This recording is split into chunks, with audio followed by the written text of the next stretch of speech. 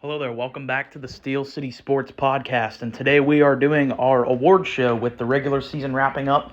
Today is the start of the play-in tournament, so I thought today would be the perfect day to do our award show, so let's get into it. Starting off with our Coach of the Year, Mike Brown, by far and away is the Coach of the Year. There's no one even remotely close in my opinion. You look at what the Sacramento Kings were last year. They were 30-52, and now they are 48-34 at the end of this year, going from the 12 seed last year to the 3 seed this year. They'll be hosting a playoff game, their first time making the playoffs since 2006. And I'm really, really happy for the Kings. They're a fun young team. They finally found their head coach. I thought it was a big mistake for them all the way back in, I think it was 2018 or 19 when they fired Dave Yerger. And I think they really took a big step back as an organization, hiring Luke Walton, who I think under his tenure as the Kings coach was the worst head coach in the NBA. But good for them. They found their guy. Mike Brown is an absolute stud. You know, he was with the Warriors forever, and he brought some of that Warriors winning mentality over to Sacramento. They're one of the most fun teams to watch in the entire NBA. It's kind of ironic now that he's going to go against the Warriors. Stay tuned for my playoff prediction bracket. We'll talk about that, obviously, but you got to give it to Mike Brown here.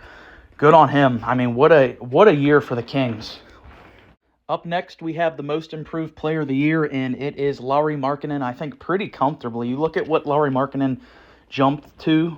He averaged 15 points, 6 rebounds, and 1 assist last year in Cleveland. This year, he jumped up to 26 points per game, 9 rebounds per game, 2 assists per game, and an all-star starter. When Lauri was in Cleveland, he was like a good starting level small forward, but he exploded into a monster in Utah.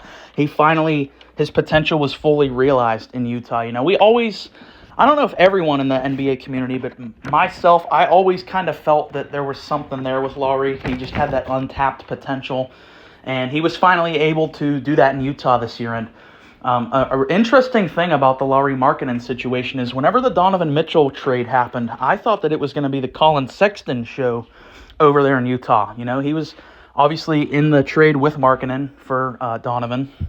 I thought it was going to be the Colin Sexton show. He was going to be the one who got the big shine in Utah. But no, Markkanen took over. And like I said, he was an all-star starter. I don't think anyone saw that coming before the year. Congrats on him. I mean, jumping, 11 points per game is insane. And I don't think anyone predicted that. So he's the most improved player this year.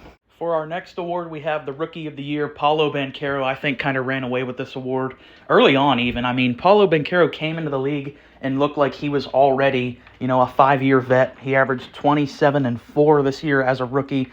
And, yeah, I want to go back to that because I feel like Paolo on any given night can play up there with the elite top 10 players in the league. And it's going to be scary to see what Paolo develops into 5 games. His game is already so well defined at such a young age. He's younger than me. I'm 22. I think he's 20 years old. Think of what Paolo will be whenever he's 25 years old. He's already this well refined. Hopefully Orlando's able to put a competent team around him because they can be an absolute powerhouse with Paolo at the helm. So he is the Rookie of the Year. And this is the first year for the Clutch Player of the Year award. For our inaugural winner, I think it's De'Aaron Fox in a landslide. He has been an absolute monster in the fourth quarter, leading the NBA in clutch scoring. And he has really shouldered the offensive load. Him and Sabonis in the pick and roll is basically unguardable, and it's why Sacramento has been so good. Fox has had so many great moments over this year, over the season, having so many game winners and just taking over in the fourth. He really is. I feel like this award was kind of created for De'Aaron Fox, at least this year. I mean, he has been on an absolute tear in the clutch.